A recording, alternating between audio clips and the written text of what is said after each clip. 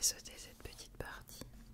Ok, et on va commencer tout de suite à partir de Matthieu 1,18 parce que c'est celle-ci qui m'intéresse pour cette vidéo tout simplement. Et qui est donc la naissance de Jésus-Christ. Voilà. Bon, on va commencer. Cette introduction était vraiment très très longue. Mais ouais, c'est parti. Donc, Matthieu 1,18. Naissance de Jésus-Christ. Voici de quelle manière arriva la naissance de Jésus-Christ. Marie, sa mère, ayant été fiancée à Joseph, se trouva enceinte par la vertu du Saint-Esprit, avant qu'ils eussent habité ensemble. Joseph, son époux, qui était un homme de bien et qui ne voulait pas la diffamer, se proposa de rompre secrètement avec elle. Comme il y pensait, voici un ange du Seigneur lui apparut en songe et dit : « Joseph, fils de David, ne crains pas de prendre avec toi Marie, ta femme, car l'enfant qu'elle a conçu vient du Saint-Esprit. Elle enfantera un fils, et tu lui donneras le nom de Jésus. C'est lui qui sauvera son peuple de ses péchés. Tout cela arriva afin que s'accomplisse ce que le Seigneur avait annoncé par le prophète. Voici, la Vierge sera enceinte, elle enfantera un fils, et on lui donnera le nom d'Emmanuel, ce qui signifie Dieu avec nous. Joseph, s'étant réveillé, fit ce que l'ange du Seigneur lui avait ordonné, et il prit sa femme avec lui. Mais il ne la connut point jusqu'à ce qu'elle eût enfanté un fils, auquel il donna le nom de Jésus. Enfance de Jésus-Christ. Les mages à Bethléem, Hérode. Jésus étant né à Bethléem en Judée au temps du roi Hérode, voici des mages d'Orient arrivèrent à Jérusalem et dirent : Où est le roi des Juifs qui vient de naître ? Car nous avons vu son étoile en Orient et nous sommes venus l'adorer. Le roi Hérode, ayant appris cela, fut troublé, et tout Jérusalem avec lui. Il assembla tous les principaux sacrificateurs et les scribes du peuple, et il s'informa auprès d'eux où devait naître le Christ. Ils lui dirent : À Bethléem en Judée, car voici ce qui a été écrit par le prophète. Et toi, Bethléem, terre de Juda, tu n'es certes pas la moindre entre les principales villes de Juda, car de toi sortira un chef qui paîtra Israël, mon peuple. Alors Hérode fit appeler en secret les mages et s'enquit soigneusement auprès d'eux depuis combien de temps l'étoile brillait. Puis il les envoya à Bethléem en disant : Allez et prenez des informations exactes sur le petit enfant. Quand vous l'aurez trouvé, faites-le-moi savoir, afin que j'aille aussi moi-même l'adorer. Après avoir entendu le roi, ils partirent, et voici l'étoile qu'il avait vue en Orient marchait devant eux, jusqu'à ce qu'étant arrivée au-dessus du lieu où était le petit enfant, elle s'arrêta. Quand ils aperçurent l'étoile, ils furent saisis d'une très grande joie. Ils entrèrent dans la maison, virent le petit enfant avec Marie, sa mère. Ils se prosternèrent et l'adorèrent. Ils ouvrirent ensuite leur trésor et lui offrirent en présent de l'or, de l'encens et de la myrrhe. Puis, divinement avertis en songe de ne pas retourner vers Hérode, ils regagnèrent leur pays par un autre chemin. Fuite de Joseph en Égypte, massacre des enfants de Bethléem. Lorsqu'ils furent partis, voici un ange du Seigneur apparut en songe à Joseph et dit : Lève-toi, prends le petit enfant et sa mère, fuis en Égypte et reste-y jusqu'à ce que je te parle, car Hérode cherchera le petit enfant pour le faire périr.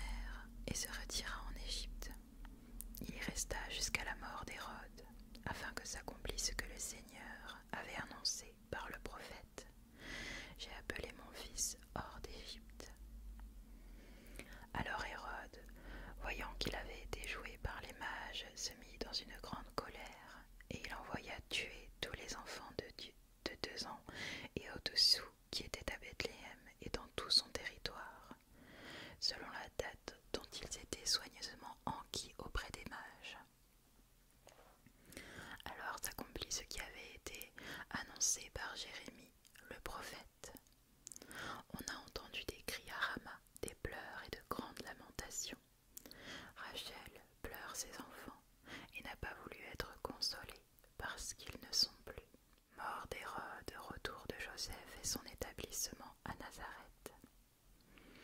Quand Hérode fut mort, voici un ange du Seigneur apparut en songe à Joseph en Égypte, et dit : Lève-toi, prends le petit enfant et sa mère et va dans le pays d'Israël, car ceux qui en voulaient à la vie du petit enfant sont morts. Joseph se leva, prit le petit enfant et sa mère et alla dans le pays d'Israël. Mais ayant appris qu'Archélaüs régnait sur la Judée à la place d'Hérode son père, il craignit de s'y rendre, et divinement averti en songe, il se retira dans le territoire de la Galilée, et vint demeurer dans une ville appelée Nazareth, afin que s'accomplisse ce qui avait été annoncé par les prophètes. Il sera appelé Nazaréen. Prédication de Jean-Baptiste. Matthieu 3. En ce temps-là parut Jean-Baptiste prêchant dans le désert de Judée. Il disait : Repentez-vous, car le royaume des cieux est proche. Jean est celui qui avait été annoncé par Ésaïe le prophète lorsqu'il dit : C'est ici la voix de celui qui crie dans le désert. Préparez le chemin du Seigneur, aplanissez ses sentiers. Jean avait un vêtement de poil de chameau et une ceinture de cuir autour des reins. Il se nourrissait de sauterelles et de miel sauvage. Les habitants de Jérusalem, de toute la Judée et de tout le pays des environs du Jourdain se rendaient auprès de lui, et confessant leurs péchés, ils se faisaient baptiser par lui dans le fleuve du Jourdain. Mais voyant venir à son baptême beaucoup de pharisiens et de sadducéens, il leur dit : Race de vipères, qui vous a appris à fuir la colère à venir ? Produisez donc du fruit digne de la repentance, et ne prétendez pas dire en vous-même : Nous avons Abraham pour père, car je vous déclare que de ces pierres-ci, Dieu peut susciter des enfants à Abraham. Déjà, la cognée est mise à la racine des arbres. Tout arbre donc qui ne produit pas de bons fruits sera coupé et jeté au feu. Moi, je vous baptise d'eau pour vous amener à la repentance, mais celui qui vient après moi est plus puissant que moi, et je ne suis pas digne de porter ses souliers. Lui, il vous baptisera du Saint-Esprit et de feu. Il a son vanne à la main, il nettoiera son air et il amassera son blé dans le grenier, mais il brûlera la paille dans un feu qui ne s'éteint point.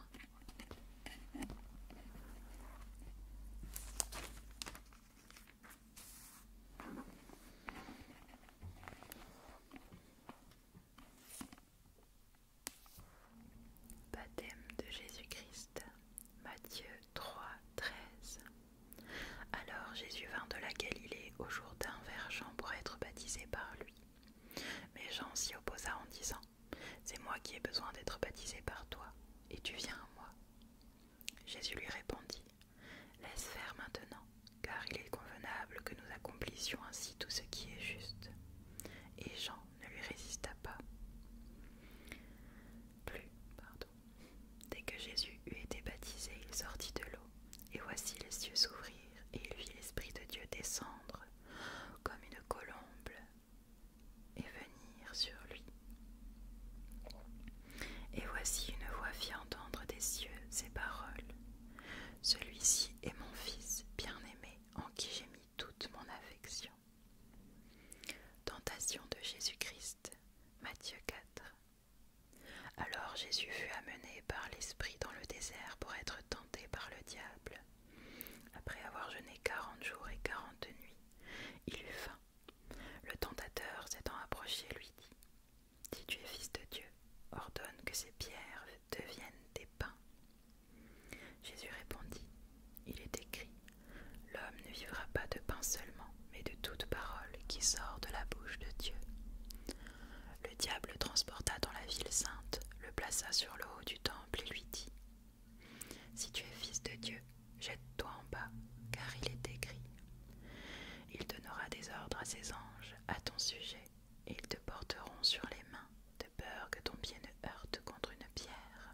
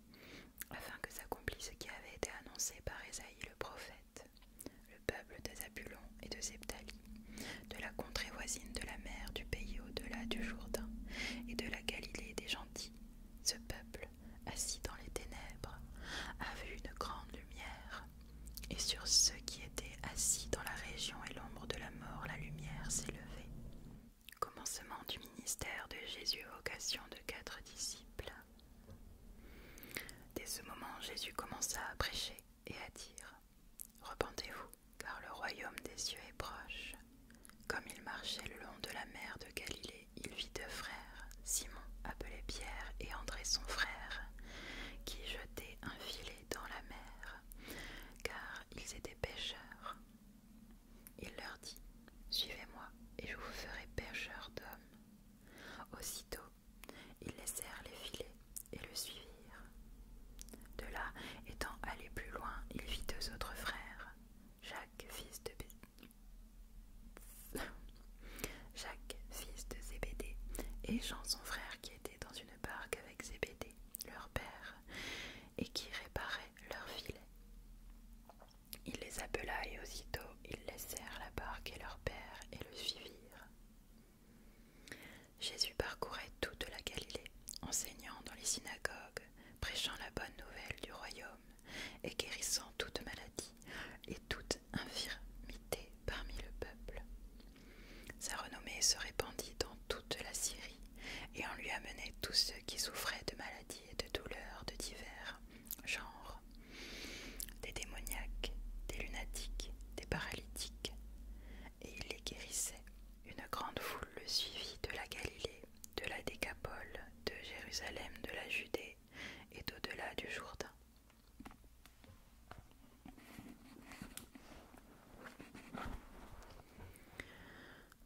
Sermon sur la montagne, les béatitudes. Matthieu 5.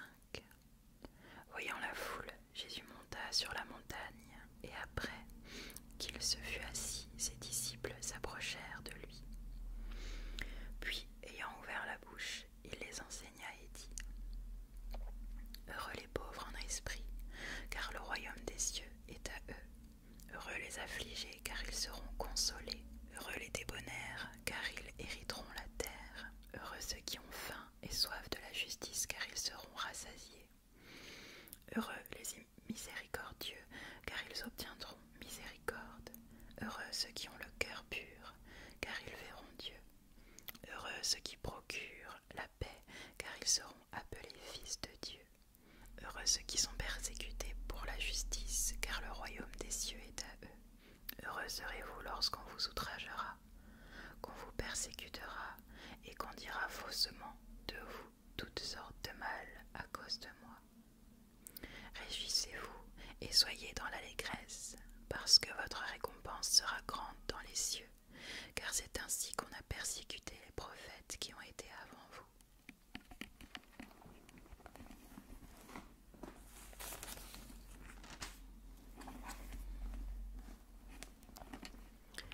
Les disciples, sel de la terre et lumière du monde. Matthieu 5,13. Vous êtes le sel de la terre, mais si le sel perd sa saveur, avec quoi la lui rendra-t-on? Il ne sert plus qu'à être jeté dehors et foulé aux pieds par les hommes. Vous êtes la lumière du monde, une ville située sur une montagne ne peut être cachée. Et on n'allume pas une lampe pour la mettre sous le boisseau, mais on la met sur le chandelier, et elle éclaire tous ceux qui sont dans la maison. Que votre lumière luise ainsi devant les hommes, afin qu'ils voient vos bonnes œuvres et qu'ils glorifient votre Père qui est dans les cieux.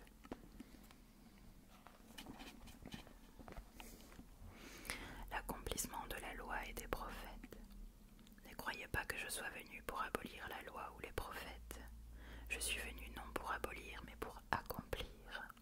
Car je vous le dis en vérité, tant que le ciel et la terre ne passeront point, il ne disparaîtra pas de la loi un seul iota ou un seul trait de lettre jusqu'à ce que tout soit arrivé. Celui donc qui supprimera l'un de ces plus petits commandements et qui enseignera aux hommes à faire de même sera appelé le petit dans le royaume des cieux. Mais celui qui les observera et qui enseignera à les observer, celui-là sera appelé grand dans le royaume des cieux. Car je vous le dis, si votre justice ne surpasse celle des scribes et des pharisiens, vous n'entrerez point dans le royaume des cieux. Vous avez entendu qu'il a été dit aux anciens: tu ne tueras point. Celui qui tuera mérite d'être puni par les juges. Mais moi, je vous dis que quiconque se met en colère contre son frère mérite d'être puni par les juges, que celui qui dira à son frère « Raka » mérite d'être puni par le sang Hédrin, et que celui qui lui dira « Insensé » mérite d'être puni par le feu de la géhenne. Si donc tu présentes ton offrande à l'autel et que là tu te souviennes que ton frère a quelque chose contre toi, laisse là ton offrande devant l'autel et va d'abord te réconcilier avec ton frère, puis viens présenter ton offrande. Accorde-toi promptement avec ton adversaire pendant que tu es en chemin avec lui, de peur qu'il ne te livre au juge, que le juge ne te livre à l'officier de justice et que tu ne sois mis en prison. Je te l'ai dit en vérité, tu ne sortiras pas de là que tu n'aies payé le dernier cadran. Vous avez appris qu'il a été dit, tu ne commettras point d'adultère.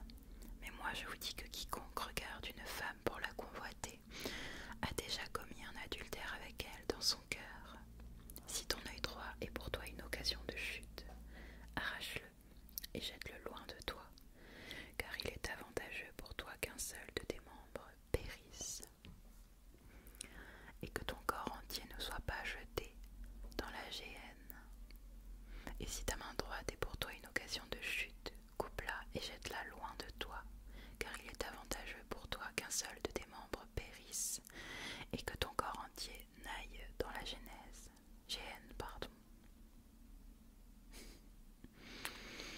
Il a été dit que celui qui répudie sa femme lui donne une lettre de divorce, mais moi je vous dis que celui qui répudie sa femme, sauf pour cause d'infidélité, l'expose à devenir adultère, et que celui qui épouse une autre femme répudiée commet un adultère.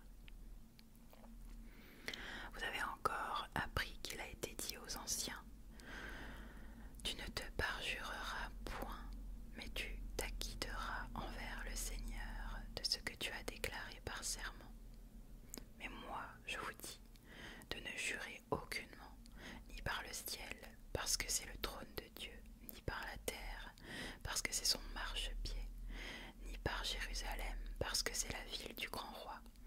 Ne jure pas non plus par ta tête, car tu ne peux rendre blanc ou noir un seul cheveu. Que votre parole soit oui, oui, non, non. Ce qu'on y ajoute vient du malin.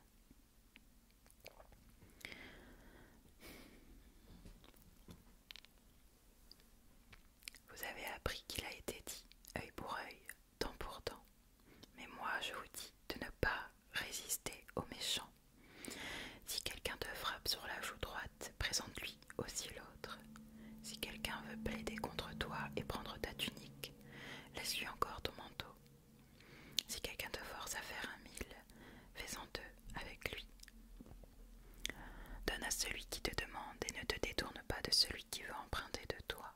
Vous avez appris qu'il a été dit, tu aimeras ton prochain et tu haïras ton ennemi. Mais moi je vous dis, aimez vos ennemis, bénissez ceux qui vous maudissent, faites du bien à ceux qui vous haïssent et priez pour ceux qui vous maltraitent et qui vous persécutent, afin que vous soyez fils de votre Père qui est dans les cieux, car il fait lever son soleil sur les méchants et sur les bons, et il fait pleuvoir sur les justes et sur les injustes. Si vous aimez ceux qui vous aiment, quelle récompense méritez-vous? Les publicains aussi n'agissent-ils pas de même? Et si vous saluez seulement vos frères, que faites-vous d'extraordinaire? Les païens aussi n'agissent-ils pas de même? Soyez donc parfaits comme votre Père céleste est parfait. Précepte sur l'aumône, la prière, le pardon des offenses, le jeûne, les trésors sur la terre et dans le ciel, l'impossibilité de servir de maître, les soucis et les inquiétudes. Matthieu 6. Je pars comme ça. Gardez-vous de pratiquer votre justice devant les hommes. Pour en être vu autrement, vous n'aurez point de récompense auprès de votre Père qui est dans les cieux. Lors donc que tu fais l'aumône, ne sonne pas de la trompette devant toi, comme font les hypocrites dans les synagogues et dans les rues, afin d'être glorifiés par les hommes. Je vous le dis en vérité. reçoivent leur récompense. Mais quand tu fais l'aumône, que ta main gauche ne sache pas ce que fait ta main droite, afin que ton aumône se fasse en secret, et ton Père qui voit dans le secret te le rendra. Lorsque vous priez, ne soyez pas comme les hypocrites qui aiment à prier debout dans les synagogues et au coin des rues, pour être vus des hommes. Je vous le dis en vérité, ils reçoivent leur récompense. Mais quand tu pries, entre dans ta chambre, ferme la porte et prie ton Père qui est là, dans le lieu secret, et ton Père qui voit dans le secret te le rendra. En priant, ne multipliez pas de vaines paroles, comme les païens qui s'imaginent qu'à force de paroles, ils seront exaucés. Ne leur ressemblez pas, car votre Père sait de quoi vous avez besoin avant que vous le lui demandiez. Voici donc comment vous devez prier. Notre Père qui est aux cieux, que ton nom soit sanctifié, que ton règne vienne, que ta volonté soit faite sur la terre comme au ciel. Donne-nous aujourd'hui notre pain de ce jour. Pardonne-nous nos offenses comme nous pardonnons aussi à ceux qui nous ont offensés. Ne nous induis pas en tentation, mais délivre-nous du mal. Car c'est à toi qu'appartient, dans tous les siècles, le règne, la puissance et la gloire. Amen. Si vous pardonnez aux hommes leur offense, votre Père céleste vous pardonnera aussi. Mais si vous ne pardonnez pas aux hommes, votre Père ne vous pardonnera pas non plus vos offenses.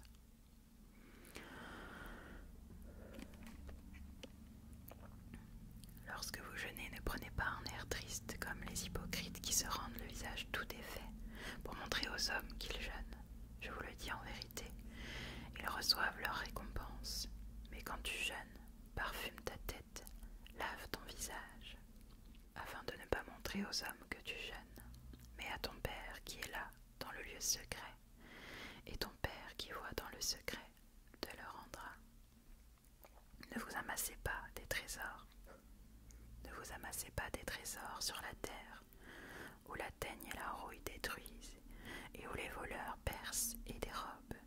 Mais amassez-vous des trésors dans le ciel, où la teigne et la rouille ne détruisent point, et où les voleurs ne percent ni ne dérobent. Car là où est ton trésor, là aussi sera ton cœur. L'œil est la lampe du corps. Si ton œil est en bon état, tout ton corps sera éclairé. Mais si ton œil est en mauvais état, tout ton corps sera dans les ténèbres. Si donc la lumière qui est en toi est ténèbres, combien seront grandes ces ténèbres? Nul ne peut servir de maître, car où il haïra l'un et aimera l'autre, où il s'attachera à l'un et méprisera l'autre, vous ne pouvez servir Dieu et Mammon.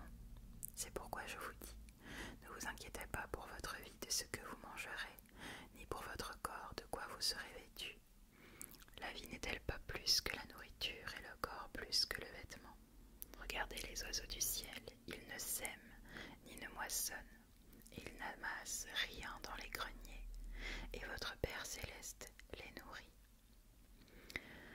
Ne valez-vous pas beaucoup plus que... Qui de vous, par ses inquiétudes, peut ajouter une coudée à la durée de sa vie? Et pourquoi vous inquiétez au sujet du vêtement? Considérez comment croissent les lys des champs. Ils ne travaillent ni ne filent. Cependant, je vous dis que Salomon même, dans toute sa gloire, n'a pas été vêtu comme l'un d'eux. Si Dieu revêt ainsi l'herbe des champs, qui existe aujourd'hui et qui demain sera jetée au four, ne vous vêtira-t-il pas à plus forte raison, gens de peu de foi? Ne vous inquiétez donc point, et ne dites pas que mangerons-nous, que boirons-nous, de quoi serons-nous vêtus? Car toutes ces choses, ce sont les païens qui les recherchent. Votre Père céleste sait que vous en avez besoin. Cherchez premièrement le royaume